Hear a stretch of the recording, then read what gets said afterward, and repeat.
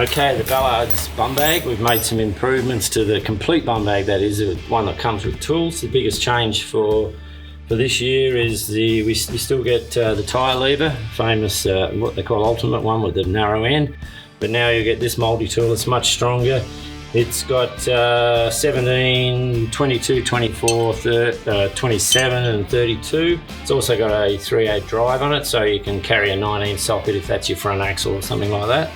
Tyre changes are probably the biggest thing that goes wrong with bikes now, so you do get a tyre repair kit, which is quick inflating and the adapter and all that sort of stuff, and a pressure gauge. You also get the multi-tool that does from screwdrivers to popular Allen keys. You get the mini T-bar, which all the sockets can fit in there. You get somewhere to put a spark plug and protect it, and you get the valve puller tool as well. But as a complete unit, it's supplied, it works really well. A lot of people are starting to buy this and loving it.